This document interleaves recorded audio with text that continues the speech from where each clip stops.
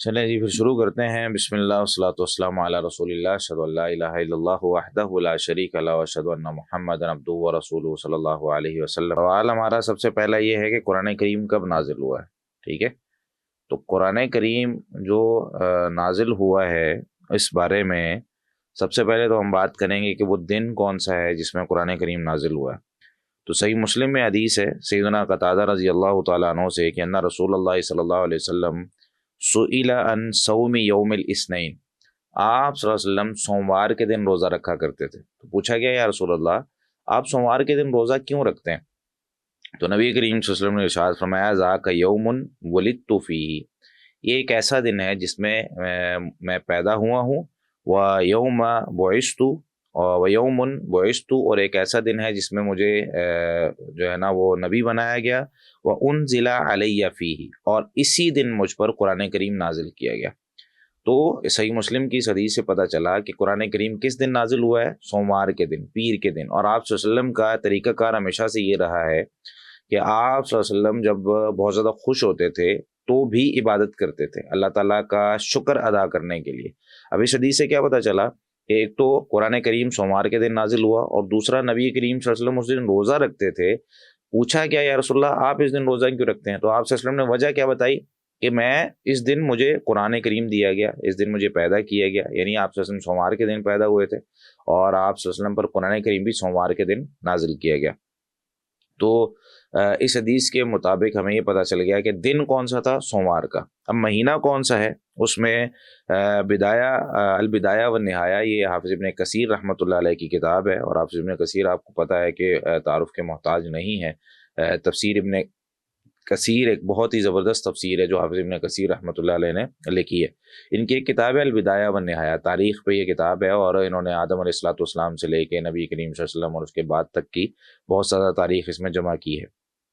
تو کہتے ہیں کہ کانا ابتداء الوحی الی رسول اللہ صلی اللہ علیہ وسلم یوم الاثنین، کہ وحی کی ابتدا رسول اللہ صلی اللہ علیہ وسلم پر جس دن ہوئی وہ پیر کا دن تھا۔ لسبع عشرۃ لیلۃ خلت من رمضان، رمضان کی 17 راتیں گزر چکی تھی، یعنی 17 تاریخ تھی رمضان کی۔ 17 رمضان المبارک کو پہلی سورت قرآن کریم کے نازل ہوئی۔ یعنی قرآن کریم کب نازل ہوا ہے؟ رمضان کے مہینے میں، جیسا کہ قرآن کریم سے بھی ہمیں پتہ چلتا ہے نا، انا انزلناہ فی لیلۃ القدر، لیلۃ القدر خیر من الف شہر، کہ اس کو ہم نے لیلۃ القدر میں نازل کیا۔ تو لیلۃ القدر میں اللہ تعالیٰ نے کہاں اس کو نازل کیا ہے؟ اللہ تعالیٰ نے اس کو نازل کیا ہے لوح محفوظ سے آسمان دنیا پر۔ تو لیلۃ القدر میں آسمان دنیا پر قرآن کریم نازل کیا گیا، اور آسمان دنیا سے پر جیسے جیسے ضرورت تھی آگے، اس کی میں آگے وضاحت کرتا ہوں، جیسے جیسے ضرورت تھی آگے ویسے ویسے اس کو جو ہے نا وہ دنیا میں نبی کریم صلی اللہ علیہ وسلم کو دے دیا گیا۔ مسند احمد میں ایک حدیث موجود ہے 2110 نمبر پر، جس میں سیدنا عبداللہ بن عباس رضی اللہ عنہ فرماتے ہیں کہ رسول اللہ صلی اللہ علیہ وسلم کو نبی بنایا گیا، او انزل علیہ القرآن، یا آپ صلی اللہ علیہ وسلم پر قرآن جو نازل کیا گیا، وہو ابن 40 سنہ، آپ صلی اللہ علیہ وسلم کی عمر 40 سال تھی، یعنی آپ صلی اللہ علیہ وسلم جب 40 سال کی عمر کو پہنچے آپ صلی اللہ علیہ وسلم کو قرآن دیا گیا۔ فمکث بمکۃ 13 سنۃ، پھر آپ صلی اللہ علیہ وسلم 13 سال مکہ میں ٹھہرے اپنی اس قرآن کریم کے نازل ہونے کے بعد۔ 13 سال کا عرصہ آپ صلی اللہ علیہ وسلم کا مکہ میں گزر گیا۔ وبالمدینۃ 10 سنین، اور پھر مدینہ میں آپ صلی اللہ علیہ وسلم جو ہے وہ 10 سال زندہ رہے، کیونکہ آپ صلی اللہ علیہ وسلم کی عمر جو ہے وہ 63 سال تھی۔ تو 13 سال نبوت کے بعد، یعنی قرآن کریم نازل ہونے کے بعد آپ صلی اللہ علیہ وسلم مکہ میں رہے۔ 13 سال آپ صلی اللہ علیہ وسلم نے اہل مکہ کو دعوت دی، ان کو قرآن کریم کی جو آیات تھی وہ سنائی، اور اس کے بعد پھر آپ صلی اللہ علیہ وسلم مدینہ تشریف لے آئے۔ جب انہوں نے ماننے سے انکار کر دیا، آپ صلی اللہ علیہ وسلم پھر طائف بھی گئے، ان کو بھی سمجھایا، آس پاس کے علاقوں گاؤں دیہاتوں میں بھی گئے، ان کو بھی سمجھایا، لیکن بہت کم لوگ اسلام لائے۔ تو یہاں پر ایک اصول بھی میں سمجھا دوں، اور آگے قرآن کریم کے ترجمے میں بھی کئی دفعہ آئے گا کہ لوگوں کی نا کئی ایک قسمیں ہوتی ہیں۔ کچھ لوگ وہ ہوتے ہیں جو آپ کی دعوت کو تسلیم کر لیتے ہیں، مان لیتے ہیں۔ کچھ لوگ وہ ہوتے ہیں جو اتنے سخت ہوتے ہیں کہ آپ ان کو، جیسے نبی صلی اللہ علیہ وسلم کی بھی مثال میں دے رہا ہوں کہ 13 سال بھی آپ ان کو سمجھاتے رہے نا تو وہ سمجھتے نہیں ہیں، پھر آخرکار آپ کو ان کو چھوڑ کر نئے لوگوں کو دعوت دینی پڑتی ہے، نئے لوگوں کو سمجھانا پڑتا ہے۔ تو اس لیے پریشان ہونے کی ضرورت نہیں ہے۔ کئی لوگ یہ سمجھتے ہیں یار میں اتنا عرصہ ہو گیا اس کو سمجھا رہا ہوں، یہ مان ہی نہیں رہا، تو ان لوگوں کے اچھا اس میں بھی کئی لوگ اس طرح کے ہوتے ہیں جو جس کو کہتے ہیں نا، ہمارے ہاں ایک مقولہ مشہور ہے، کہتے ہیں کہ لاتوں کے بھوت باتوں سے نہیں مانتے۔ اب نبی کریم صلی اللہ علیہ وسلم نے ان کو جب فتح مکہ ہوا نا اس وقت آپ صلی اللہ علیہ وسلم جب گئے اور صحابہ کے ساتھ ایک لشکر پورا گیا اور تب جا کے ان لوگوں نے تسلیم کیا. تو کچھ لوگ اس طرح کے ہوتے ہیں جو سختی سے ماننے والے ہوتے ہیں. ہم یہ سمجھ رہے ہوتے ہیں یار یہ ہماری بات پیار سے مان لیں گے. نہیں، ایسے نہیں ہوتے. لوگوں کی الگ قسمیں ہوتی ہیں. ہر بندے کا مزاج الگ ہوتا ہے. تو اس چیز کو بھی ہمیں سمجھنا بہت ضروری ہے. جب ہم قرآن کریم کو پڑھ رہے ہوتے ہیں اپنے آس پاس، ہم ظاہر سی بات ہے جب ہم میں تبدیلی آ رہی ہوتی ہے نا تو ایک تڑپ ہوتی ہے کہ یار میرے گھر والے بھی مان جائیں، میری فیملی مان جائے، میرے جو ہے نا بزرگ مان جائیں، ہمارے بچے جو ہے نا وہ صحیح رستے پہ آ جائیں، ہمارے دوست احباب، ہمارے کولیگ سارے وہ صحیح رستے پہ آ جائیں. تو اس کے لیے ہمیں یہ حکمت عملی اور ساتھ جو ایک طریقہ ہے اسلام کا کہ لوگوں کی اقسام وہ جاننا بہت ضروری ہے کہ بھئی کون سا بندہ کس ٹائپ کا ہے. تو اس میں سیدنا عبداللہ بن عباس رضی اللہ تعالیٰ فرماتے ہیں کہ بھئی نبی کریم صلی اللہ علیہ وسلم جو ہے وہ جب 63 سال کے ہوئے تو آپ صلی اللہ علیہ وسلم پھر اس دنیا سے رخصت ہو گئے. اچھا، اس کے بعد پورا جو ایک عرصہ ہے قرآن کریم کو نازل ہونے کا وہ 23 سال ہے. آپ کو پتہ ہے 23 سال میں مختلف اوقات میں جو ہے وہ قرآن کریم جو ہے نا وہ نازل کیا گیا اور مختلف صورتیں، مختلف آیتیں جہاں جتنی ضرورت تھی.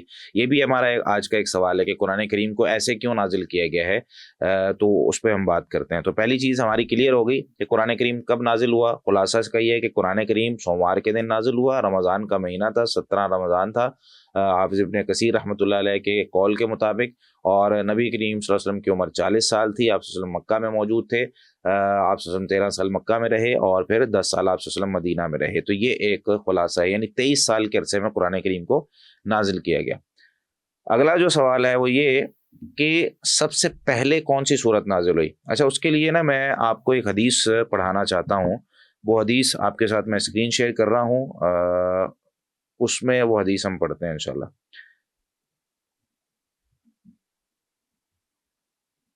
اسکرین جو میں آپ کے ساتھ شیئر کر رہا ہوں نا، یہ دیکھیں، یہ ابھی میں نے جو کتاب کھولی ہے یہ کتاب ہے صحیح بخاری. ٹھیک ہے، صحیح بخاری کی حدیث نمبر 3 آپ لوگوں کو نظر آ رہا ہوگا، اوپر 3 نمبر لکھا ہوا ہے اور اس سے اوپر جو لائن لگی ہوئی ہے یہ حدثنا یحییٰ بن بکیر سے پہلے اس کے آگے قالا لکھا ہوا ہے. قالا کے اوپر دیکھیں چھوٹا سا صحیح بخاری لکھا ہوا ہے. اگر ہم یہاں سے اس کا تھوڑا سا تعارف کھولتے ہیں تو یہ بھی آپ کو شو ہو رہا ہے. یہ ابھی جو میں نے کھولا ہے سفید رنگ کا ایک جو ہے نا وہ بطاقہ جس کو کہتے ہیں. چلیں اب اس میں یہ جو ہے نا سب سے پہلے کتاب کا نام لکھا ہوا ہے. ٹھیک ہے، الجامع المسند الصحیح المختصر من امور رسول اللہ صلی اللہ علیہ وسلم و سننہ و ایامہ. یہ ہے صحیح بخاری کا پورا نام. یہ میں آپ کو اس لیے بتا رہا ہوں کہ ہم جس ابھی جرنی میں ہیں نا، جو سفر ابھی ہم طے کر رہے ہیں، علم کا ایک سفر ہے. اور اس علم کے سفر میں انشاءاللہ ہم نے بہت سی چیزیں ایسی جو کبھی سنی نہیں ہیں لیکن حقیقت میں موجود ہیں. اب صحیح بخاری کا یہ نام کبھی بھی آپ نے نہیں سنا ہوگا، حالانکہ یہ صحیح بخاری کا اصل نام ہے. صحیح بخاری کے نام سے مشہور ہو گئی ہے لیکن اصل نام بہت کم لوگوں نے سنا ہوا ہے. تو یہ ہے اس کا صحیح اور اصل نام. یاد کرنے کی ضرورت نہیں ہے لیکن کم از کم ہمارے علم میں ہونا چاہیے کہ کوئی اگر کہے کہ الجامع المسند الصحیح المختصر من امور رسول اللہ صلی اللہ علیہ وسلم و سننہ و ایامہ، تو یہ صحیح بخاری کا مکمل نام ہے. ٹھیک ہے، اور امام بخاری رحمہ اللہ کا مکمل نام نیچے لکھا ہوا ہے محمد بن اسماعیل ابو عبداللہ البخاری الجعفی. ٹھیک ہے، تو ابو عبداللہ ان کی کنیت تھی، البخاری ان کا لقب ہے اور محمد ان کا نام ہے، والد کا نام اسماعیل ہے. تو یہاں سے ہم یہ حدیث پڑھتے ہیں. میں آپ کو لفظی طور پر اس سے ہمیں یہ بھی پتہ چلے گا کہ سب سے پہلے وہی کون سی نازل ہوئی. اور کم از کم جب ہم اپنی آنکھوں سے اس کو دیکھ لیتے ہیں اور خود پڑھ لیتے ہیں نا حدیث کو لفظ بہ لفظ، تو ہمارا دل مطمئن ہو جاتا ہے اور ہم کسی سے بھی زندگی میں بات کر سکتے ہیں اور کہہ سکتے ہیں. اگر کوئی بھی ہمیں کسی چیز، ایک ہوتا ہے صرف سننا، کسی کا لیکچر سن لیا، کسی کی بات سن لی اور ہم نے کہہ لیا کہ بھائی ٹھیک ہے ہم نے یہ سنا تھا کہیں. ایک ہوتا ہے خود پڑھنا. تو وہ ہم جس جو ہے نا وہ اسٹیج پہ آپ کو لے کے جانا چاہ رہے ہیں نا، وہ اسٹیج وہی ہے کہ یار بھائی علم کی دنیا میں ہم ایک ایسی جگہ پہ پہنچ جائیں کہ ہم خود چیزوں کو پڑھنا شروع کر دیں. ابھی عربی میں ہے، تھوڑا مشکل لگے گا، میں ترجمہ آپ کے ساتھ کر دیتا ہوں، ساتھ ساتھ اسکرین شیئر کر رہا ہوں. ان عائشہ ام المؤمنین، امی جان سیدہ عائشہ صدیقہ رضی اللہ تعالیٰ عنہ جو ام المؤمنین ہے، انہا قالت، انہوں نے فرمایا کہ اول ما بدی بہ رسول اللہ صلی اللہ علیہ وسلم من الوحی، سب سے پہلے جس چیز کی ابتدا رسول اللہ صلی اللہ علیہ وسلم پر کی گئی وحی سے، یعنی وحی جو سب سے پہلے آپ صلی اللہ علیہ وسلم پر آئی تھی، وہ کیا تھی؟ الرؤیا الصالحۃ فی النوم، نیک اور اچھا خواب ہوتا تھا نیند میں آپ صلی اللہ علیہ وسلم خواب دیکھا کرتے تھے اور صبح وہ خواب جو وہ ہو جاتا تھا. فکان لا یرا رؤیا، اور آپ صلی اللہ علیہ وسلم کوئی بھی خواب نہیں دیکھتے تھے الا مگر جاءت مثل فلق الصبح، وہ صبح کے پھٹنے کی طرح ہو جاتا تھا. یعنی جیسے صبح طلوع ہوتی ہے اور سب کو پتہ ہے کہ یار صبح ہو رہی ہے، سب کو نظر آ رہی ہوتی ہے. یعنی ایسا نہیں ہے کہ کسی ایک بندے کو نظر آ رہا ہے صبح ہو رہی ہے، دوسرے بندے کو نظر ہی نہیں آ رہا صبح ہو رہی ہے، سب کو نظر آ رہا ہوتا تھا. تو جو آپ صلی اللہ علیہ وسلم خواب دیکھتے تھے، بیان کرتے تھے، وہ ویسے ہی ہو جاتا تھا جیسے تمہیں صبح کے ہونے میں شک نہیں ہے نا، اسی طریقے سے. ثم حبب الیہ الخلاء، پھر آپ صلی اللہ علیہ وسلم کو نا علیحدہ رہنا، لوگوں سے جو ہے نا کٹ کے ایک جگہ پہ جا کے علیحدہ رہنا، یہ آپ صلی اللہ علیہ وسلم کو محبوب بنا دیا گیا. یعنی آپ صلی اللہ علیہ وسلم کیا تھے کہ لوگوں کے ساتھ گھل مل کر نہیں رہتے تھے. وکانا یخلو بغار حراء، آپ صلی اللہ علیہ وسلم غار حراء میں جا کے خلوت اختیار کرتے. فیتحنث فیہ، تو اس میں عبادت کرتے. اب یہ آگے دیکھیں بریکٹس میں لکھا ہوا ہے یہ، تو آپ صلی اللہ علیہ وسلم جو ہے وہ جا کے وہاں پہ عبادت کرتے تھے آپ صلی اللہ علیہ وسلم. اب عبادت کی قسم کون سی تھی؟ اس میں ظاہر سی بات ہے کوئی نمازیں تو فرض نہیں ہوئی تھی ابھی، نمازیں تو وحی کے بعد فرض ہوئی ہیں اور اس کے بعد کافی دیر بعد جا کر نماز کا طریقہ اور باقی چیزیں بتائے گی. تو عبادت کون سی آپ صلی اللہ علیہ وسلم کرتے تھے؟ تو اس میں کئی ایک علماء کے کئی ایک اقوال ہے، لیکن ظاہر سی بات ہے اس میں ہم واضح طور پر نہیں کہہ سکتے کہ کون سی عبادت تھی. آپ صلی اللہ علیہ وسلم وہاں پہ رہتے، اللہ کا ذکر کرتے، کن الفاظ کے ساتھ کرتے کوئی پتہ نہیں ہے. اور ہاں یہ بھی عبادت ہوتی ہے کہ ایک بندہ گناہوں سے دور ہو جائے. کوئی بندہ غلطی نہیں کر رہا، گناہ نہیں کر رہا، میری وجہ سے کسی کو تکلیف نہیں ہو رہی، میری زبان سے کسی کو تکلیف نہیں ہو رہی، میرے ہاتھ سے کسی کو تکلیف نہیں ہو رہی، میں اپنے گھر میں بیٹھا ہوں سکون سے، یہ بھی عبادت ہے. ضروری نہیں ہوتا کہ بندہ بیٹھ کے کچھ نہ کچھ کر رہا ہو. اگر بندہ کچھ نہیں بھی کر رہا، اپنے آپ سے دوسروں کو محفوظ رکھا ہوا ہے کہ یار میری وجہ سے کسی کو نقصان نہ پہنچے، تو یہ بھی عبادت ہوتی ہے. تو نبی کریم صلی اللہ علیہ وسلم فتحنث فیہ اللیالی ذوات العدد قبل ان ينزع الى اهله، آپ سے اپنے گھر آنے سے پہلے کئی راتیں وہاں پہ عبادت کرتے اور وہ تزود لذالک، اور اپنے ساتھ زیادہ راہ لے کر جاتے تھے. یعنی کھانا پینا جو بھی کچھ پیک کر کے کچھ خشک چیزیں راشن وغیرہ لے جاتے اور وہیں کھاتے رہتے. ثم يرجع الى خدیجہ، پھر خدیجہ رضی اللہ تعالیٰ کی طرف واپس آتے. فیتزود لمثلھا، پھر اسی جیسی زیادہ راہ دوبارہ لے جاتے. یعنی کچھ دن وہاں پہ ٹھہرتے، جب زیادہ راہ ختم ہو گئی، پانی وانی ختم ہو گیا تو واپس آتے لے جاتے. حتیٰ جاءہ الحق، حتیٰ کہ آپ صلی اللہ علیہ وسلم وہیں پر رہے، عبادت کرتے رہے. حتیٰ جاءہ الحق، حتیٰ کہ آپ صلی اللہ علیہ وسلم کے پاس حق آ گیا، وہ یعنی نبوت مل گئی آپ صلی اللہ علیہ وسلم کو. وہوا بغار حراء، اس حال میں کہ آپ صلی اللہ علیہ وسلم غار حراء میں تھے. فجاءہ الملک، آپ صلی اللہ علیہ وسلم کے پاس فرشتہ آیا. فقالا، تو اس نے کہا اقرا، اے نبی صلی اللہ علیہ وسلم آپ پڑھیں. اقرا امر کا صیغہ ہے، اے نبی صلی اللہ علیہ وسلم آپ پڑھیں. قالا ما انا بقارئ، آپ صلی اللہ علیہ وسلم فرمایا میں پڑھا ہوا نہیں ہوں. قالا، ظاہر سی بات ہے آپ صلی اللہ علیہ وسلم نے جو ہے نا وہ پہلے بھی کبھی جھوٹ نہیں بولا تھا، آج بھی جھوٹ نہیں بولا. آپ صلی اللہ علیہ وسلم کو صادق کا جو لقب دیا گیا تھا، سچ بولنے والا، تو اسی وجہ سے تھا کہ آپ صلی اللہ علیہ وسلم ہمیشہ سچ بولتے تھے. تو آج بھی آپ صلی اللہ علیہ وسلم نے فرمایا کہ ما انا بقارئ، میں پڑھا ہوا نہیں ہوں. اور ظاہر سی بات ہے آپ صلی اللہ علیہ وسلم نہ کبھی کسی اسکول گئے تھے، نہ کسی جگہ پہ کسی سے لکھنا پڑھنا آپ صلی اللہ علیہ وسلم نے سیکھا تھا، لیکن آپ صلی اللہ علیہ وسلم سب سے زیادہ سمجھدار تھے. اور یہی وجہ ہے کہ لوگ جو ہے نا وہ فیصلے آپ صلی اللہ علیہ وسلم سے کروایا کرتے تھے. تو آپ صلی اللہ علیہ وسلم نے فرمایا ما انا بقارئ، میں پڑھا ہوا نہیں ہوں. قالا، تو آپ صلی اللہ علیہ وسلم فرماتے ہیں فاخذنی فغتنی، تو وہ جو فرشتہ تھا نا اس نے مجھے پکڑا. فغتنی، اس نے مجھے زور سے نا ایسے جیسے گلے ملتے ہیں اور مجھے دبایا، مجھے جو ہے نا وہ اتنی زور سے دبایا کہ حتیٰ بالغ من الجہدہ، حتیٰ کہ مجھے جو ہے نا بہت زیادہ تکلیف ہوئی، مشقت ہوئی. اچھا یہ دبایا کیوں اور مشقت کیوں ہوئی؟ کیونکہ وہی جو ہے نا، وہی اس کا وزن بہت زیادہ ہے. اللہ تعالیٰ جب بھی کسی انسان کی طرف وہی بھیجتے ہیں تو اس کو پہلے مضبوط کرتے ہیں. اس کا جو ہے نا جگرا، اس کا جو دل ہے، اس کا جو ایک جسمانی کیفیت ہے وہ مضبوط ہوتی ہے، تب جا کے وہ وہی کا بوجھ برداشت کر سکتا ہے. اتنی یہ جو ہے نا وزنی چیز ہوتی ہے. تو نبی کریم صلی اللہ علیہ وسلم کی ٹریننگ یہاں سے شروع ہو گئی کہ ابتدائی جو وہی ہے، ہلکی سی آپ کو اگر کچھ صورتیں یا کچھ آیتیں دینی ہیں تو اس سے پہلے آپ کو تھوڑا سا مضبوط کر لیا جائے تاکہ وہی کا بوجھ آپ کو کم لگے. تو اس میں ایک اصول بھی زندگی کا پتہ چلتا ہے کہ کئی دفعہ انسان کو اگر ایک مشقت آتی ہے نا اور بڑی مصیبت آ جائے تو وہ چھوٹی بھول جاتی ہے، یا خوشی مل جائے تو مصیبتیں انسان کو بھول جاتی ہیں، حالانکہ وہ اپنی جگہ پہ ہوتی ہیں لیکن وہ بھول جاتی ہیں. تو ثم ارسلنی، پھر اس نے مجھے چھوڑ دیا. فقال اقرا، پھر دوسری مرتبہ کہا پڑھو. قلت ما انا بقارئ، میں نے وہی جواب دیا میں پڑھا ہوا نہیں ہوں. فاخذنی فغتنی الثانیہ، انہوں نے مجھے پکڑا تو دوسری دفعہ جو ہے نا پھر انہوں نے مجھے زور سے دبایا. حتی بلغ منی الجہد، حتیٰ کہ مجھے جو ہے مشقت پہنچی، ثم ارسلنی، پھر انہوں نے مجھے چھوڑ دیا، فقال، پھر کہنے لگے اقرا، تیسری مرتبہ کہا پڑھو، فقلت، میں نے کہا ما انا بقاری، میں پڑھا ہوا نہیں ہوں، فاخذنی فغطنی الثالثہ، تو انہوں نے مجھے پکڑا تیسری مرتبہ، پھر دبایا، ثم ارسلنی، پھر مجھے چھوڑ دیا، فقال، پھر انہوں نے جب کہا نا اقرا پڑھو، تو میں پڑھنے لگا، انہوں نے کہا اقرا بسم ربک الذی خلق، خلق الانسان من علق، اقرا وربک الاکرم۔ سورہ علق جو ہے اس کی جو ہے نا وہ 2-3 آیتیں جو ہے وہ نازل ہوئی، اور کچھ روایت میں 5 آیتوں تک کا ہے وہ نازل ہوئی۔ فرجع بها رسول اللہ صلی اللہ علیہ وسلم یرجف فؤادہ، تو نبی کریم صلی اللہ علیہ وسلم فوراً واپس لوٹے، یرجف فؤادہ، آپ صلی اللہ علیہ وسلم کا دل کانپ رہا تھا، یعنی ایک ہوتی ہے نا کیفیت کہ انسان ڈر جاتا ہے اور دل اس کا کانپ رہا ہوتا ہے کہ پتہ نہیں ابھی میں گیا، بس انسان کو کچھ سمجھ ہی نہیں آ رہی ہوتی کہ کیا ہے، تو وہ والی کیفیت ہو گئی۔ ظاہر سی بات ہے پہلی دفعہ وہی تھی، پہلی دفعہ جبریل علیہ السلام کو دیکھا، اور آ کے جو ہے نا وہ انہوں نے وہ پڑھانا شروع کر دیا، تو وہاں پہ جو ہے نا وہ دل کانپنے لگا۔ فدخل علی خدیجہ بنت خویلد رضی اللہ عنہ، تو وہ خدیجہ بنت خویلد یہ ان کا نام ہے، تو ایک تو پورا نام یہاں سے پتہ چل گیا خدیجہ رضی اللہ تعالیٰ عنہ کا، اور اس سے یہ پتہ چلا کہ نبی کریم صلی اللہ علیہ وسلم کی نبوت ملنے سے پہلے خدیجہ رضی اللہ تعالیٰ عنہ سے شادی ہو چکی تھی۔ تو آپ صلی اللہ علیہ وسلم نے فرمایا زملونی زملونی، مجھے چادر اڑا دو، مجھے چادر اڑا دو، یہی وہ چیز ہے، یہ چادر اوڑی ہوئی تھی نا آپ صلی اللہ علیہ وسلم نے، تو وہ جب صورت نازل ہوئی یا ایھا المزمل، اے چادر اوڑھنے والے، تو وہ یہ لفظ تھے کہ نبی کریم صلی اللہ علیہ وسلم جو ہے نا وہ اس حالت میں، بیماری کی حالت میں یا سردی کی وجہ سے چادر اوڑھ کے بیٹھے ہوئے ہیں کہ بھائی کسی طریقے سے وہ جو کانپنا ہے، وہ جو دل کا ایک بوجھ ہے وہ ختم ہو جائے۔ فزملوہ، تو گھر والوں نے کیا کیا، آپ صلی اللہ علیہ وسلم کو چادر اڑا دی، حتی ذہب عنہ الروع، حتیٰ کہ آپ صلی اللہ علیہ وسلم سے وہ تکلیف جو ہے وہ ڈر ختم ہو گیا۔ فقال علی خدیجہ، تو خدیجہ رضی اللہ تعالیٰ عنہ کو انہوں نے کہا، واخبرها الخبر، اور وہ ساری خبر، وہ سارا قصہ سنا دیا۔ کہنے لگے لقد خشیت علی نفسی، مجھے تو ڈر ہے کہ میں کہیں فوت نہ ہو جاؤں۔ آپ صلی اللہ علیہ وسلم نے یہ بات ان کو کہہ دی۔ فقالت خدیجہ، تو خدیجہ رضی اللہ تعالیٰ نے فرمایا، کلا، ہرگز ایسا نہیں ہو سکتا، واللہ لا یخزیک اللہ ابدا، اللہ کی قسم اللہ کبھی آپ کو رسوا نہیں کرے گا۔ اب یہاں پہ 2 مسئلے ہیں جن کو سمجھنے کی ضرورت ہے۔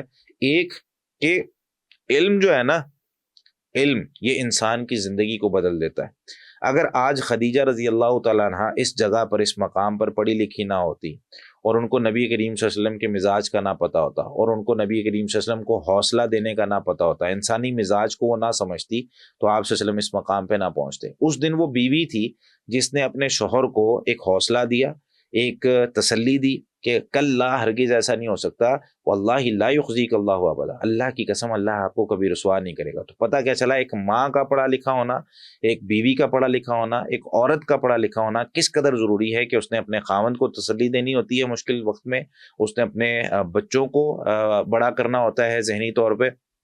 تو اگر مائیں اور بچے پڑھے لکھے ہوں، مائیں اور بیویاں پڑھی لکھی ہوں، تو معاشرہ جو ہے وہ بدل جاتا ہے۔ تو خدیجہ رضی اللہ تعالیٰ نے ان کو جو ہے نا وہ ایک تو نصیحت کی، اور اسی ٹائم ان کو تسلی دی، اور دوسرا جو ہے وہ اس سے یہ پتہ چلا کہ عورت کا پڑھا لکھا ہونا کتنا ضروری ہے۔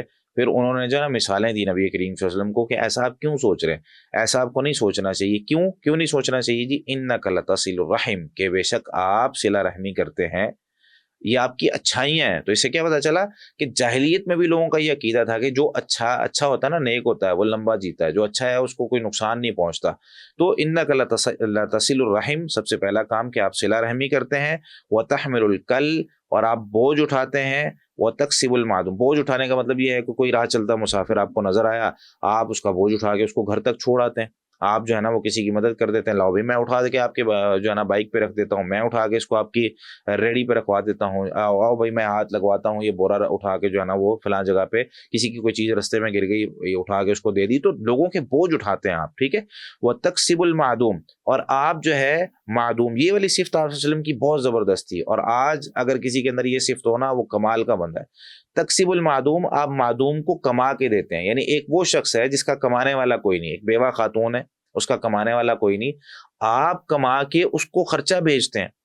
اگر کوئی شخص ہے جس کے آس پاس کوئی بھی اس کو کھلانے والا نہیں ہے، آپ اس کو کما کے پہنچاتے ہیں۔ تو یہ جو آپ صلی اللہ علیہ وسلم کی صفت تھی نا، یہ سب سے زبردست صفت ہے کہ یار کس کے اندر یہ جو ہے نا وہ صفت ہوتی ہے کہ ایک بندہ ہے، وہ پتہ چلا کہ بھائی فلاں جگہ پہ وہ بندہ جو ہے نا وہ کام نہیں کرتا، تو بھائی وہ کیوں نہیں کر رہا، وہ بھائی معذور ہو گیا، اس کا ایکسیڈنٹ ہو گیا، وہ جا نہیں سکتا کہیں پہ، کام نہیں کر سکتا، بھائی جب تک وہ اس طرح کا مسائل میں ہے اس کا خرچہ ہمارے ذمہ ہے، ٹھیک ہے، 10 لوگ ملیں، 10 لوگ مل کے جو ہے نا اس کا خرچہ اٹھانے شروع کر دیں۔ تو یہ جو ایک صفت ہے ایک مسلمان کی، یہ نبی کریم صلی اللہ علیہ وسلم کی جاہلیت میں بھی تھی، اور مسلمان ہونے کے بعد یعنی آپ صلی اللہ علیہ وسلم کی جب نبوت مل گئی اس کے بعد تو پھر اس کی جو ہے نا وہ ایک الگ ہی جو ہے نا وہ صورت آپ صلی اللہ علیہ وسلم نے دکھا دی ہمیں۔ وَتَقْرِ الضَّيْفَ، اور آپ مہمان کی مہمان نوازی کرتے ہیں، کبھی مہمان آتا ہے، اور یہ انبیاء تمام انبیاء علیہ الصلوۃ والسلام کی صفات ہیں۔ آپ دیکھیں ابراہیم علیہ الصلوۃ والسلام کے پاس بچڑا آیا، انہوں نے کیا کیا، جو ہے نا وہ جب فرشتے آئے تو بچڑا ذبح کر دیا۔ وَتُعِينُ عَلَى نَوَائِبِ الْحَقِّ، اور آپ حق چیز پر نا لوگوں کی مدد کرتے ہیں، جہاں آپ کو پتہ ہوتا ہے یار یہ حق پر کھڑا ہے، آپ جا کے اس کی مدد کرنے لگتے ہیں۔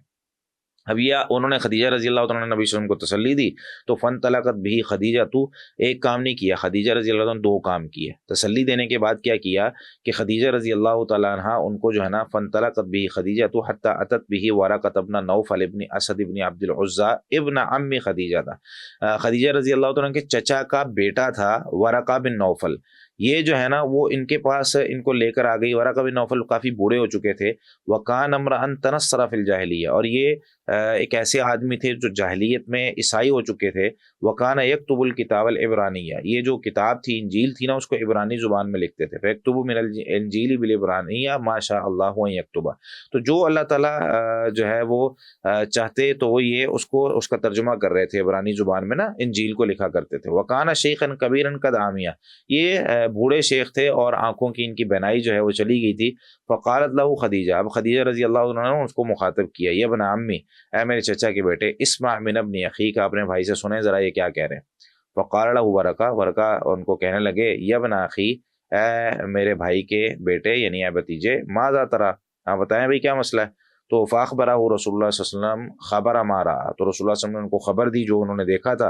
فقال له ورقہ، تو ورقہ ان کو کہنے لگے، ھذا الناموس الذی نزل اللہ علی موسیٰ، یہ وہی ناموس ہے، یہ وہی فرشتہ ہے جو اللہ تعالیٰ نے موسیٰ علیہ الصلوۃ والسلام پر نازل کیا تھا، کیونکہ انہوں نے اس کو انجیل کو پڑھا تھا نا، اور تورات کو بھی جو ہے نا وہ کچھ جاننے والے تھے، تو انہوں نے وہ جو کتابیں پچھلی پڑھی ہوئی تھی اور نبوت کا ایک سلسلہ ان کو پتا تھا اور وحی کا جو سارا ایک معاملہ ان کو پتا تھا، تو انہوں نے کہا یہ ناموس تو وہ ہے جو موسیٰ علیہ الصلوۃ والسلام پر نازل ہوا تھا۔ یا لیتنی فیہا جزان، کہتے کاش کہ میں اس وقت جوان ہوتا، لیتنی اکون حیا، کاش کہ میں اس وقت زندہ ہوتا، اس یخرجو کا قوموں کا، جب آپ کی قوم آپ کو آپ کے شہر سے نکال دے گی۔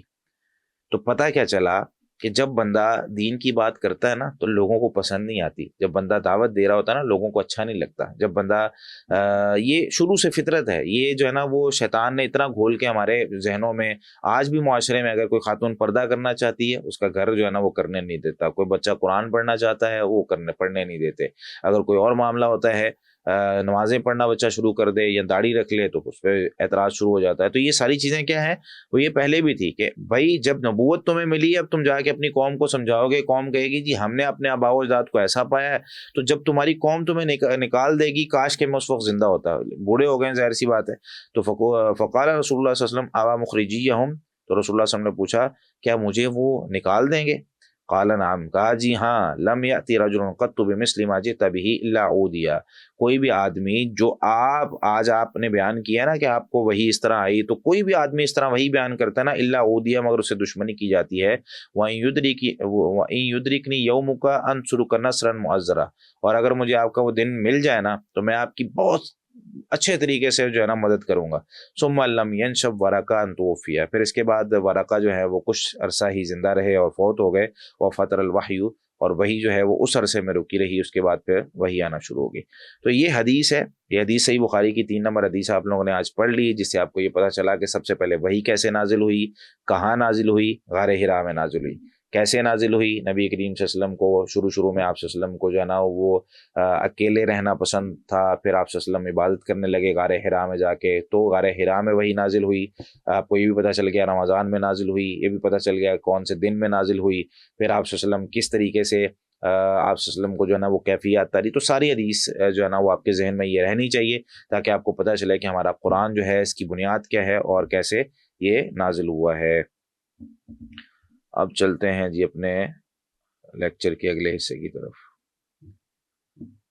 ہاں جی، تو سب سے پہلے کون سی صورت نازل ہوئی، یہ ہیڈنگ ہم نے پڑھ لی ہے، نزول قرآن کے مراحل، ٹھیک ہے۔ تو اس میں جو ہے وہ مراحل، تو نزول قرآن کے مراحل کیا ہیں؟ نزول قرآن کے مراحل سے مراد یہ ہے کہ قرآن کریم، جس طرح میں نے پہلے ذکر کیا نا ابھی، کہ ایک مرحلہ تو ہے قرآن کریم کا لوح محفوظ سے آسمان دنیا پر نازل ہونا، دوسرا مرحلہ ہے آسمان دنیا سے تھوڑا تھوڑا کر کے وہ نبی کریم صلی اللہ علیہ وسلم پر نازل ہونا، اور آپ صلی اللہ علیہ وسلم کا پھر صحابہ کرام کو اس کا بتانا۔ اچھا، اس کے دلائل کیا ہیں؟ پہلا مرحلہ جو لوح محفوظ سے آسمان دنیا پر نازل ہوا، تو آسمان دنیا پر ایک جگہ ہے جس کو بیت العزہ کہا جاتا ہے، ٹھیک ہے، عین زا ہا، عزہ یعنی عزت، جس طرح ہم لکھتے ہیں نا، بس آخر میں لمبی تا نہیں ڈالنی، گول تا ڈالنی ہے، بیت العزہ، ٹھیک ہے۔ یہ آسمان دنیا پر ایک گھر ہے جہاں پر یہ جو ہے نا قرآن کریم اکٹھا نازل ہوا لوح محفوظ سے، اور پھر یہاں سے جتنی ضرورت تھی وہ 23 سال کے عرصے میں نازل ہوا۔ اس کی دلیل کیا ہے؟ اللہ تعالیٰ نے فرمایا ہے کہ انا انزلناہ فی لیلۃ مبارکہ، بے شک ہم نے اس کو بابرکت رات میں نازل کیا۔ سورہ دخان کی آیت نمبر 3 ہے، اور اللہ تعالیٰ نے فرمایا سورہ قدر کی آیت نمبر 1 میں انا انزلناہ فی لیلۃ القدر، بے شک ہم نے اس کو لیلۃ القدر میں نازل کیا۔ اور سورہ بقرہ کی آیت 185 ہے کہ شہر رمضان الذی انزل فیہ القرآن، کہ رمضان کا یہ مہینہ جو ہے یہ وہ مہینہ ہے کہ انزل فیہ القرآن، جس میں قرآن کریم نازل ہوا۔ تو پتہ کیا چلا قرآن کریم سے بھی کہ یہ رمضان میں نازل ہوا ہے، قرآن کریم سے پتہ چلا کہ یہ لیلۃ القدر میں نازل ہوا ہے، قرآن کریم سے پتہ چلا کہ لیلۃ المبارکہ یہ بابرکت رات ہے۔ سنن نسائی میں اکریمہ رحمۃ اللہ علیہ سیدنا عبداللہ بن عباس رضی اللہ تعالیٰ عنہ سے فرماتے ہیں کہ یہ جو تفصیل انہوں نے اس طرح بیان کی ہے کہ انزل القرآن جملتاً الی السماء الدنیا فی لیلۃ القدر، قرآن کریم آسمان دنیا پر لیلۃ القدر میں اکٹھا نازل ہوا، اکٹھا آسمان دنیا پر آ گیا تھا۔ ثم انزل بعد ذلک، پھر اس کے بعد 20-23 سال میں وہ آہستہ آہستہ نبی کریم صلی اللہ علیہ وسلم پر نازل ہوا، اور پھر انہوں نے سورہ فرقان کی آیت نمبر 33 بھی پڑھی، وَلَا يَأْتُونَكَ بِمَثَلٍ، اور آپ کے پاس یہ جو مشرکین ہیں یا یہود و نصارہ یا کوئی بھی لوگ ہیں جو آپ کے مخالف ہیں، یا آپ کے پاس کوئی بھی مثال لے کر آتے ہیں، الا جئناک بالحق واحسن تفسیرا، مگر ہم آپ کے پاس حق بات اور اس کی سب سے اچھی تفسیر لے کر آتے ہیں۔ یعنی جب بھی یہ کبھی آپ سے سوال کرتے ہیں، ہم فوری طور پر اتنا جواب اور اتنا قرآن ہم نازل کر دیتے ہیں۔ تو یہ جو ہے وہ آسمان دنیا پر بیت العزہ جو ہے اس میں ایک دفعہ نازل ہوا ہے لوح محفوظ سے سارا قرآن، اور پھر تھوڑا تھوڑا کر کے زمین پر نازل ہوا ہے۔ دوسرا کہ تھوڑا تھوڑا کر کے نازل ہوا ہے، اس میں آپ کو میں پہلے بتا چکا ہوں کہ 23 سال کا عرصہ لگا ہے، اور مختلف کتابوں میں اس کا جو ہے نا حوالے موجود ہیں۔ ایک کتاب ہے جو قرآن کریم کے جو ہے نا علوم پہ لکھی گئی ہے، الاتقان فی علوم القرآن، امام سیوطی رحمۃ اللہ علیہ کی ہے، اس کی جلد نمبر 1 صفحہ 116 سے 119 تک اس موضوع پر انہوں نے تفصیلی دلائل کے ساتھ بحث کی ہے۔ تو مزید آپ لوگوں نے تفصیل دیکھنی ہونا تو اس میں آپ لوگ دیکھ سکتے ہیں۔ اس کے بعد جو اگلا سوال ہے وہ یہ کہ نبی کریم صلی اللہ علیہ وسلم کا جبریل علیہ الصلوۃ والسلام کو قرآن سنانا، اور جبریل علیہ الصلوۃ والسلام کا نبی صلی اللہ علیہ وسلم کو قرآن سنانا، تو قرآن کریم کا حفظ کرنا نا یہ سنت ہے، قرآن کریم کو یاد رکھنا، اور اس کو اللہ تعالیٰ نے ظاہر سی بات ہے اس کی حفاظت کا ذمہ لیا ہے، تو وہ کئی ایک اعتبار سے اس کو حفظ کیا جاتا ہے۔ اس کی ریکارڈنگز آج کل کیونکہ جدید دور ہے تو ریکارڈ کر لیا جاتا ہے، آڈیو ویڈیو ریکارڈنگ میں موجود ہے، پھر اس کو لکھ کر محفوظ کیا گیا۔ تو ان میں سے ایک اس کی حفاظت کا ذمہ جو ہے وہ جبریل علیہ الصلوۃ والسلام نے جو ہے وہ نبی کریم صلی اللہ علیہ وسلم کو سنایا۔ صحیح بخاری میں عائشہ رضی اللہ تعالیٰ عنہ سے روایت موجود ہے، جس میں میں پوری روایت نہیں بیان کرتا، صرف اس میں ہلکا سا جو ہے نا وہ خلاصہ آپ کو بیان کر دیتا ہوں، کہ جس میں سیدنا جبریل علیہ الصلوۃ والسلام جب نبی کریم صلی اللہ علیہ وسلم کے پاس آتے تھے تو ہر سال آپ صلی اللہ علیہ وسلم نے جتنا قرآن یاد کیا ہوتا اس کا دور کرتے، یعنی آپ صلی اللہ علیہ وسلم کو سناتے اور آپ صلی اللہ علیہ وسلم نبی کریم صلی اللہ علیہ وسلم کو سناتے۔ یہی وجہ ہے کہ آج بھی ہمارے رمضان میں جو حفاظ کرام ہیں وہ بہت زیادہ قرآن کریم سنانے کا، پھر تراویح میں سنانے کا اہتمام کرتے ہیں، وہ اس حدیث کی بنیاد پر بھی کرتے ہیں، ٹھیک ہے۔ تو سیدنا جبریل علیہ الصلوۃ والسلام نبی کریم صلی اللہ علیہ وسلم کو سناتے، آپ صلی اللہ علیہ وسلم جبریل علیہ الصلوۃ والسلام کو سناتے، لیکن جس سال آپ صلی اللہ علیہ وسلم نے اس دنیا سے رخصت ہونا تھا اس سال انہوں نے، یعنی عائشہ رضی اللہ تعالیٰ فرماتی ہیں کہ ان جبریل کان یعارضن القرآن کل سنۃ مرۃً، ہر سال جبریل علیہ الصلوۃ والسلام میرے ساتھ ایک دفعہ قرآن کا دور کرتے تھے، وَإِنَّهُ عَارَضَنِي الْعَامَ مَرَّتَيْنِ، اس سال انہوں نے میرے ساتھ 2 مرتبہ دور کیا، اور ولا اراہ الا حضر اجلی، اور فاطمہ رضی اللہ عنہ کی کان میں جو انہوں نے بتایا تھا نا کہ مجھے لگتا ہے کہ میری جو موت کا وقت ہے اور میرا اس دنیا سے رخصت ہونے کا وقت ہے وہ قریب ہے. تو یہ جو ہے نا وہ ان کا حدیث نمبر بھی مینشن کر دیا کریں. حدیث نمبر ابھی اس کا تو نہیں میں نے لکھا ہوا صحیح بخاری کا، لیکن یہ آپ کو مل جائے گی، بلکہ صحیح بخاری کا لکھا ہوا ہے میں نے، 3623 نمبر ہے. ٹھیک ہے، 3623. تو اس حدیث سے یہ پتہ چلا کہ جبریل علیہ الصلوۃ والسلام کا بھی قرآن انہوں نے یاد کیا ہوا تھا، نبی صلی اللہ علیہ وسلم نے بھی قرآن یاد کیا ہوا تھا. تو ہمیں بھی کوشش کرنی چاہیے کہ جتنا، ویسے تو قرآن کریم حفظ کرنا نا ہر مسلمان پر فرض ہے، پورا حفظ کرنا فرض نہیں ہے. حفظ کرنا اس لیے فرض ہے، جیسے مثال کے طور پر اب ہم نے نماز پڑھنی ہے تو نماز میں سورہ فاتحہ تو پڑھنی ہے نا، نماز میں کوئی سورت تو ساتھ پڑھنی ہے نا، سورہ اخلاص ہے، سورہ ناس ہے، فلق ہے، تو کم از کم اتنا حفظ کرنا تو فرض ہے نا. تو اس سے کیا پتہ چلا کہ حفظ کرنا ہر مسلمان پر فرض ہے، لیکن کتنا، جتنی اس کی ضرورت ہے. یعنی اگر ہمیں تہجد پڑھنے کی عادت ہے یا مجھے نماز پڑھنے کی عادت ہے تو کم از کم میں آخری سپارہ جو چھوٹی چھوٹی صورتیں ہیں ان کو حفظ کر لوں، سورہ یاسین حفظ کر لوں، سورہ ملک حفظ کر لوں، سورہ بقرہ کی آخری آیات حفظ کر لوں، یا سورہ حجرات حفظ کر لوں، سورہ ملک حفظ کر لوں. تو جو صورتیں ہیں جو ہے نا وہ ضروری ہیں میرے لیے، میں اس کو کیا کروں، حفظ کر لوں. ٹھیک ہو گیا. اچھا جی، اب اگلا جو سوال ہے، کیا ٹائم ہو گیا، 11 منٹ.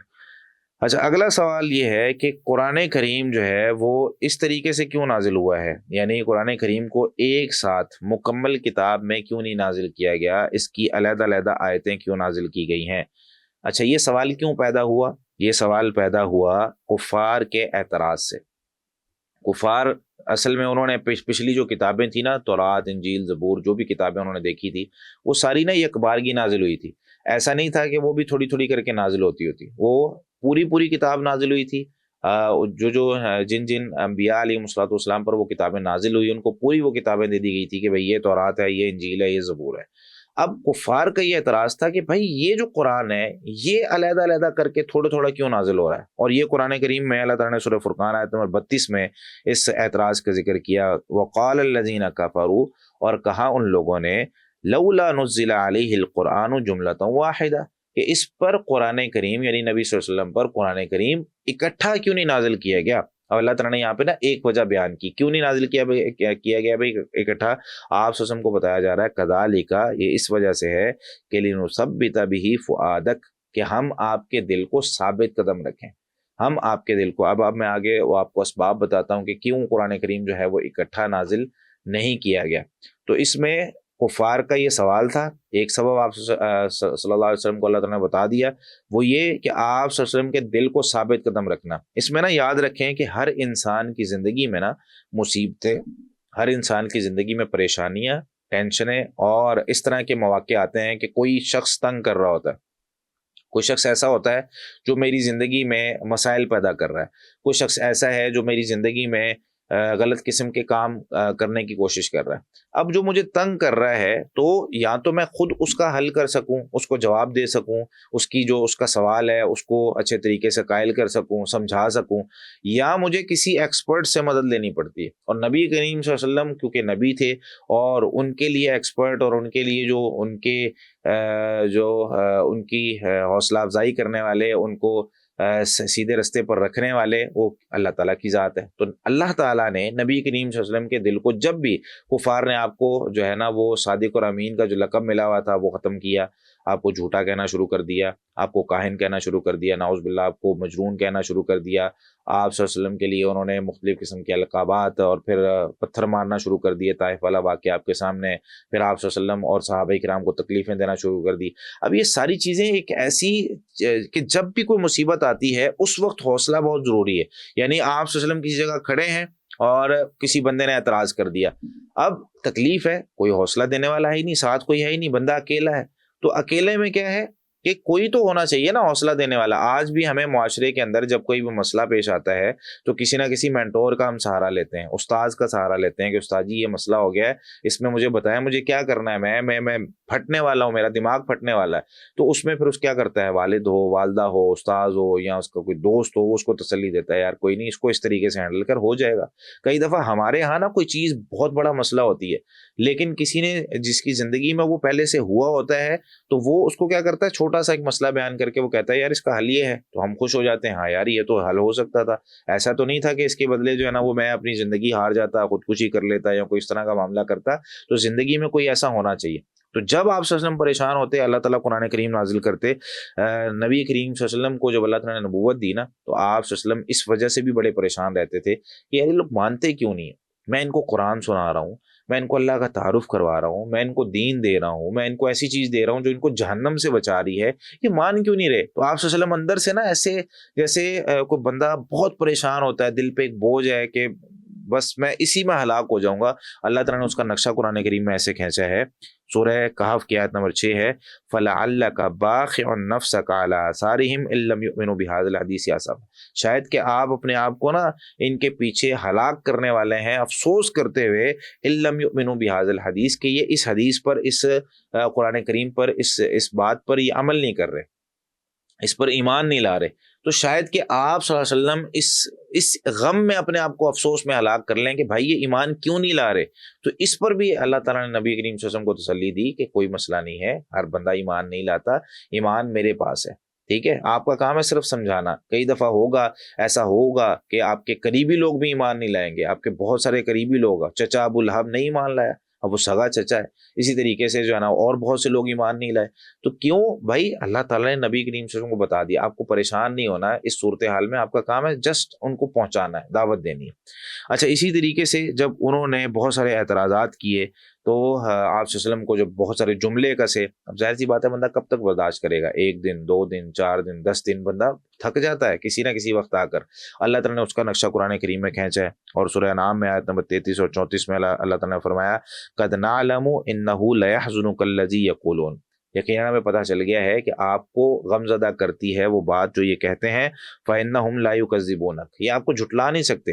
وَلَكِنَّ الظَّالِمِينَ بِآيَاتِ اللَّهِ يَجْحَدُونَ, لیکن یہ جو ظالم ہے نا یہ اللہ کی آیات کو جھٹلا رہے ہیں. یا آپ کو نہیں جھٹلا رہے, آپ کو ٹینشن لینے کی ضرورت نہیں ہے, آپ اپنی جگہ پہ بالکل ٹھیک ہیں. وَلَقَدْ كُذِّبَتْ رُسُلٌ مِّن قَبْلِكَ, اے نبی صلی اللہ علیہ وسلم آپ سے پہلے بھی کئی رسول آئے, ان کو جھٹلایا گیا. وَلَقَدْ كُذِّبَتْ رُسُلٌ, آپ سے پہلے کئی رسول جھٹلائے گئے. فَصَبَرُوا, تو انہوں نے صبر کیا. عَلَىٰ مَا كُذِّبُوا, اس چیز پر جو انہیں جھٹلایا گیا. وَأُوذُوا, اور انہیں تکلیف دی گئی. حَتَّىٰ أَتَاهُمْ نَصْرُنَا, حتیٰ کہ ان کے پاس ہماری مدد آ گئی. یہ جو تسلی تھی نا آپ صلی اللہ علیہ وسلم کو, اس نے آپ صلی اللہ علیہ وسلم کو موٹیویٹ کیا. یہ جو تسلی تھی اس نے آپ صلی اللہ علیہ وسلم کو روک کے رکھا ہے. تو اب آپ کو پتہ چل گیا پہلا سبب کیا ہے کہ آپ صلی اللہ علیہ وسلم کو ثابت قدم رکھنا, صحابہ کو ثابت قدم رکھنا. صحابہ کرام بھی پریشان ہو کر آئے تھے نبی صلی اللہ علیہ وسلم کے پاس کہ یا رسول اللہ کیا کریں, ہم جو ہے نا وہ اب اللہ کی مدد نہیں آ رہی, کوئی معاملہ اس طرح کا ہو گیا ہے. تو نبی کریم صلی اللہ علیہ وسلم کو اللہ تعالیٰ پھر فرماتے تھے کہ کاتب اللہ لاغلبن انا ورسولی, کہ اللہ تعالیٰ نے یہ لکھ دیا ہے کہ ضرور ضرور میں اور میرے رسول غالب آئیں گے, وہی ایک وقت آئے گا. تو نبی کریم صلی اللہ علیہ وسلم پہ صحابہ کرام کو آیتیں سناتے تھے, صحابہ کرام بھی خوش ہو جاتے, جیسے وہ الف لام میم غلبت الروم, روم غالب ہو گیا. ابھی جو ہے نا روم غالب ہوا نہیں تھا, روم جو ہے نا اس وقت کی سپر پاور تھی اور طاقت تھی, لیکن اللہ تعالیٰ نے بتایا, صحابہ کرام نے جو ہے نا وہ اس پر قسمیں اٹھا لی, اور صحابہ کرام نے جا کے نا شرطیں لگا لی ان سے. ابو بکر رضی اللہ عنہ نے جا کے شرطیں لگا لی, بتاؤ بھائی ہاں تم شرط لگاتے ہو کہ روم جو ہے نا وہ مغلوب ہو جائے گا. روم جو ہے نا وہ اس آیت کے بعد صحابہ کرام جو ہے نا وہ جا کے مشرکین سے اور جو بھی ان کے مخالف تھے ان سے شرطیں لگانے لگے. تو یہ جو تسلی تھی اور یہ جو یقین تھا, یہ سب سے پہلا ایک چیز تھی جو صحابہ کرام کو یا نبی کریم صلی اللہ علیہ وسلم کو دی گئی. دوسرا جو سبب تھا نا قرآن کریم کو تھوڑا تھوڑا کر کے نازل کرنے میں, وہ تھا اس کا اعجاز بیان کرنا, اس کے ساتھ چیلنج کرنا. کہ بھائی جب وہ سوال کرتے تھے نا مختلف چیزوں کا, مشرکین کے سوال بڑے عجیب قسم کے ہوتے تھے, پھر اللہ تعالیٰ ان کو جواب دیتا تھا. جیسے وہ کہتے تھے وہ یستعجلونک بالعذاب, وہ نا عذاب جلدی مانگتے تھے. وہ کہتے تھے یار یہ آپ عذاب کا دعویٰ کرتے ہیں تو عذاب ہم پہ آ کیوں نہیں رہا, ہمیں جو ہے نا وہ کیوں آپ دوسرا آپ کہہ رہے ہیں کہ مرنے کے بعد دوبارہ زندہ ہوں گے, تو یہ کیسے ہو سکتا ہے. تو اللہ تعالیٰ نے اس کے کئی ایک اسباب اور کئی ایک طریقے بتائے, بھائی پھر یہ ہوگا, ایسے ہوگا, تم ایسے اٹھائے جاؤ گے, فلاں ہوگا, لیکن اس کا یہ مطلب نہیں ہے کہ فوری طور پر ہوگا, صبر کرو, یہ اللہ تعالیٰ اپنی حکمت کے حساب سے کرے گا جب ضرورت ہوگی. اسی طریقے سے وہ سوال کرتے تھے یسألونک عن الساعۃ, قیامت کے بارے میں سوال کرتے تھے.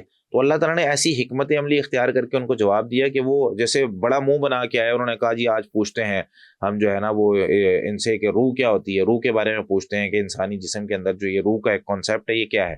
تو جب انہوں نے روح کے بارے میں سوال کیا تو اللہ تعالیٰ نے فرمایا قل الروح من امر ربی, یہ میرے رب کا حکم ہے، جاؤ جتنا تلاش کر سکتے ہو، کوشش کر سکتے ہو کر لو۔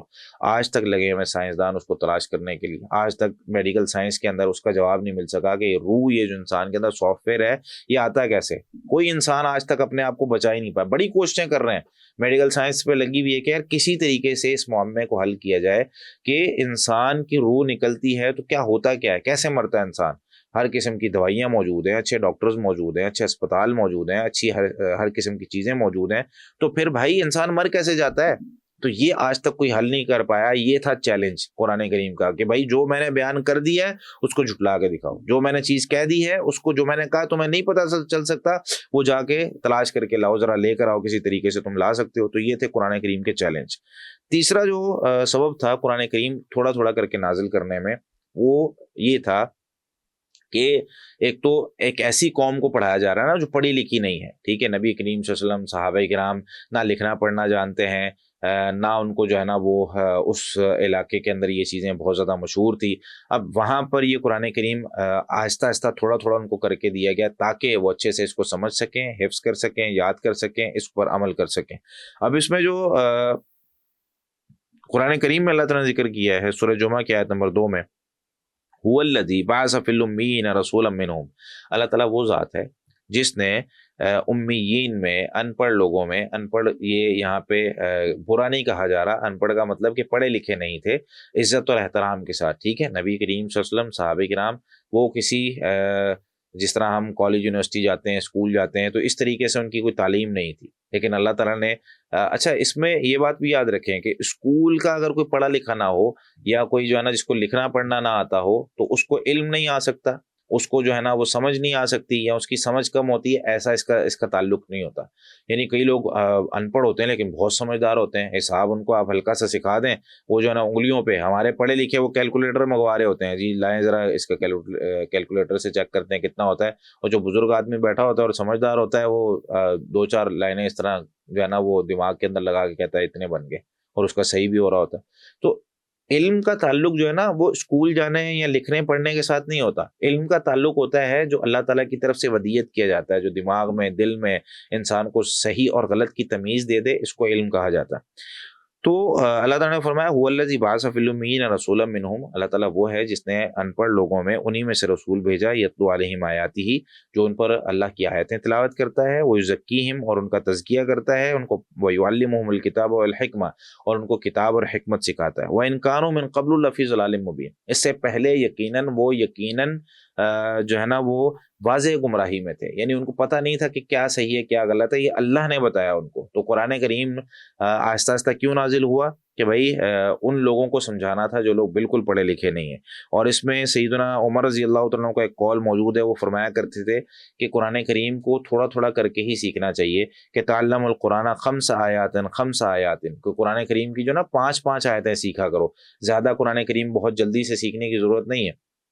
یہی وجہ ہے کہ کئی صحابہ کرام جو ہے وہ پہلے 5-10 آیتیں سیکھتے، اس پر عمل کرتے اور ان کو اپنی زندگی میں لاگو کرتے، اس کے بعد پھر اگلی آیتیں سیکھ لیتے، اس کے بعد پھر اگلی آیتیں سیکھ لیتے۔ تو یہ طریقہ کار تھا صحابہ کرام کا، وہ اپنی زندگیوں کو بدلنا چاہتے تھے اور تھوڑا تھوڑا کر کے سیکھتے تھے۔ یہ جو اس وقت ہمارے جو ہے نا وہ یہ جو دور گزر رہا ہے، اس میں جو ہے نا وہ ہمارے پاس خلاصے مل جاتے ہیں، چیٹ جی پی ٹی فوری طور پہ مسئلے حل کر رہا ہے، گوگل پہ ہمیں جو ہے نا وہ خلاصے مل رہے ہیں، نالج مل رہا ہے، انفارمیشن کا دور ہے، ہر جگہ سے کہیں سے بھی کچھ بھی حاصل کرنا ہو تو 1 سیکنڈ میں ہمارے پاس جو ہے نا وہ انفارمیشن آ جاتی ہے۔ لیکن تزکیہ کرنا، اپنے آپ کو تبدیل کرنا، یہ آہستہ آہستہ ہوتا ہے، اس میں وقت لگتا ہے۔ جو شخص اپنے اوپر علم کی دنیا میں وقت لگاتا ہے نا، صبر اس میں پیدا ہوتا ہے، کیفیت اس کی بدلتی ہے، روحانیت اس میں پیدا ہوتی ہے، اللہ تعالیٰ کا تعارف اس کو ملتا ہے۔ جلدی جلدی علم لینے سے تبدیلی نہیں آتی، جلدی جلدی علم لینے سے انسان کو پتہ تو چل جاتا ہے ہاں یار یہ ہے ٹھیک ہے، لیکن وہ جو تبدیلی آنی ہے نا وہ کچھ وقت لگا کر آنی ہے۔ اس وجہ سے یہ جو گھنٹہ ہم دے رہے ہیں نا، یہ 2 گھنٹے ہفتے میں دے رہے ہیں، تو یہ اس لحاظ سے بہت کم ہے کہ ہم جو ہے نا وہ لیکن جو باقی دنیا ہے اس لحاظ سے ہم دیکھ سکتے ہیں کہ یار کم از کم ہم دے تو رہے ہیں نا، کم از کم جڑے تو ہوئے ہیں قرآن کریم کے ساتھ، کم از کم ہم اس کی کوئی آیات پڑھتے ہیں، کچھ سیکھتے ہیں، تو اس کا اجر بھی مل رہا ہے، ساتھ قرآن کریم کے ساتھ جڑ بھی رہے ہیں، اور احادیث پہ بھی عمل ہو رہا ہے، اور صحابہ کرام کا طریقہ بھی جو ہے نا وہ کہتے ہیں 5 آیتیں سیکھا کرو، اس سے جو ہے نا وہ تمہاری زندگی تبدیل ہوگی۔ تو اس کے بعد جو چوتھا سبب ہے وہ یہ کہ شریعت جو ہے نا یہ جو ایک اس میں تدرج چاہیے، اس میں جو ایک ٹھہراؤ چاہیے کہ کوئی بھی چیز یکدم اگر آپ تبدیل کرتے ہیں نا، کسی کی بھی پرانی عادت ہے، مثال کے طور پر ایک بندہ ہے وہ پچھلے 10 سال سے ایک غلط کام کرتا ہے، مثال کے طور پہ شراب پیتا ہے، آپ کیا اس کو جا کے ڈائریکٹلی طور پہ ڈائریکٹلی یہ کہیں گے بھائی شراب چھوڑ دے؟ یا ایک بندہ سگریٹ پیتا ہے، آپ اس کو ڈائریکٹلی کہیں گے بھائی سگریٹ چھوڑ دے؟ کیا وہ چھوڑ سکتا ہے؟ وہ نہیں چھوڑ سکتا۔ کسی کو بھی آپ نے اگر اس کی زندگی میں تبدیلی لانی ہے نا تو آہستہ آہستہ ہوتی ہے۔ تو شریعت بھی اسی وجہ سے آپ دیکھیں، شراب کا جو ایک کانسیپٹ تھا قرآن کریم نے وہ کس طریقے سے دیا ہے کہ شروع میں اللہ تعالیٰ نے ہمیں یہ کہا کہ بھئی شراب نہیں پینی تم نے، ٹھیک ہے؟ اچھا، بلکہ اس سے پہلے اللہ تعالیٰ نے یہ فرمایا کہ شراب میں فائدے بھی ہیں، نقصان بھی ہیں، اور اس کے فائدے جو ہیں وہ کم ہیں اور اس کے نقصان زیادہ ہیں۔ اللہ تعالیٰ نے فرمایا یا ایھا الذین آمنوا، بلکہ اس سے پہلے یہ جو سورہ بقرہ کی آیت 219 ہے، اس میں فرمایا یسألونک عن الخمر والمیسر، یہ لوگ آپ سے جوئے کے بارے میں اور شراب کے بارے میں، شراب اور جوئے کے بارے میں سوال کرتے ہیں، تو اللہ تعالیٰ نے فرمایا قل فیہما اسم کبیر، کہہ دیجئے ان دونوں میں بہت بڑا گناہ ہے، ومنافع للناس، اور لوگوں کے لیے فائدے بھی ہیں۔ اب یہاں پر جو ہے نا وہ فائدے اور گناہ دونوں چیزیں بتا دی گئی، وَإِسْمُهُمَا أَكْبَرُ مِن نَفْعِهِمَا، اور اللہ تعالیٰ نے فرمایا ان دونوں کا گناہ ان دونوں کے فائدے سے زیادہ ہے۔ اب جب یہ آیت نازل ہوئی نا، کئی صحابہ کرام جو شراب پیتے تھے انہوں نے کیا کیا، شراب پینا جو ہے نا وہ کم کر دیا کہ یار اس کا گناہ زیادہ ہے اور اس میں فائدہ کم ہے، تو کیا کریں ہم، اس کے گناہ سے بچنا ضروری ہے۔ اب انہوں نے کیا کیا، جو کم پیتے تھے انہوں نے چھوڑ دی، اور جو زیادہ پیتے تھے انہوں نے کم کر دی کہ یار بھائی آہستہ آہستہ اس کو چھوڑنے کی کوشش کریں۔ اچھا، کچھ عرصہ گزرا، کچھ عرصے بعد جو ہے نا سورہ نساء کی آیت نمبر 43 نازل ہو گئی، یا ایھا الذین آمنوا لا تقربوا الصلاۃ وانتم سکارا، اے ایمان والو نماز کے قریب نہ جاؤ جب تم نشے کی حالت میں ہو۔ اچھا، جو صحابہ کرام جنہوں نے کم کی تھی انہوں نے چھوڑ دی، جنہوں نے جو ہے نا وہ ابھی زیادہ پی رہے تھے انہوں نے مزید کم کر دی کہ یار بھائی نماز تک تو نشہ اترتا نہیں ہے، اب میں ظہر کے بعد پیوں گا تو عصر تک نشہ اترے گا نہیں، عصر کے بعد پیوں گا مغرب تک نہیں اترے گا، مغرب کے بعد پیوں گا عشاء تک نہیں نشہ اترے گا، پیوں کب؟ تو آہستہ آہستہ انہوں نے چھوڑنا شروع کر دی۔ اچھا، تیسرے نمبر پر پھر آیت نازل ہوئی کچھ عرصے بعد، سورہ مائدہ کی آیت نمبر 90 اور 91، ایھا الذین آمنوا انما الخمر والمیسر والانصاب والازلام رجس من عمل الشیطان، تو یہ رجسن پلید ہیں، من عمل الشیطان شیطان کا عمل ہے، فاجتنبوہ اس سے اجتناب کرو، لعلکم تفلحون تاکہ تم کامیاب ہو جاؤ۔ اچھا، اور کیا ہوتا ہے جی ان سے، انما یرید الشیطان، شیطان یہ چاہتا ہے کہ ان یوقع بینکم العداوۃ والبغضاء فی الخمر والمیسر، شراب اور جوئے کی وجہ سے تمہارے درمیان عداوت آ جائے، دشمنی آ جائے، بغض آ جائے، اور وَيَصُدَّكُمْ عَنْ ذِكْرِ اللَّهِ وَعَنِ الصَّلَاةِ، اور تمہیں اللہ کے ذکر اور نماز سے روک دے۔ ظاہر سی بات ہے، بندہ نشے کی حالت میں بیٹھا ہوا ہے کسی بھی جگہ، اس کو کیا پتہ چل رہا ہے نماز پڑھنی ہے نہیں پڑھنی ہے، باقی معاملات کرنے ہیں کہ نہیں کرنے، اس کو وہ یہ چیزیں کیا کر رہا ہے کہ اس کی یہ چیزیں وہ درست نہیں جا رہی، کام اس کے نمازیں چھوٹ رہی ہیں، ذکر و اذکار سب چھوٹ رہے ہیں۔ تو پتہ کیا چلا ان ساری چیزوں سے کہ بھائی شریعت میں نا تدرج بہت ضروری تھا، یعنی اس میں آہستہ آہستہ کوئی چیز تبدیل کرنا، عادتیں تبدیل کرنا، لوگوں کے رویے تبدیل کرنا، یکدم نہیں بدلا جا سکتا تھا۔ اس ایک جاہلیت کے دور کو جو اتنے سالوں سے جو کام کر رہے تھے، ان کے شرک کو ختم کرنا، ان کی بدعات کو ختم کرنا، ان کی غلط رویوں کو ختم کرنا، ان کے اخلاق سنوارنا، وہ اس میں ٹائم لگنا تھا۔ تو وہ ٹائم ہی اللہ تعالیٰ نے قرآن کریم کے نزول میں جو ہے نا وہ دیا ہے، وہ یکدم جو ہے اس کو نازل نہیں کیا گیا، اور اس کے علاوہ باقی چیزیں بھی انشاءاللہ وہ ہم نیکسٹ لیکچر میں اس کو پڑھیں گے۔ تو یہاں تک جو ہے نا وہ ہم اس کو جو ہے نا وہ رکھتے ہیں، تو اس کے بعد جو ہے نا وہ آپ لوگوں کا جو سوال ہے وہ آپ لوگ کر سکتے ہیں۔ جی، مائک کھول کے آپ لوگ اپنے سوالات کر سکتے ہیں، اسکرین میں بند کر رہا ہوں۔ ٹھیک، میں نے پوچھنا تھا کہ بیت العزہ کیا ہے؟ بیت العزا آسمان دنیا پر اللہ تعالیٰ نے ایک گھر بنایا ہوا ہے جس میں قرآن کریم کو اسٹور کیا گیا تھا، رکھا گیا تھا، جیسے کہ سیدنا عبداللہ بن عباس رضی اللہ عنہ کی حدیث سے واضح ہوا ہے۔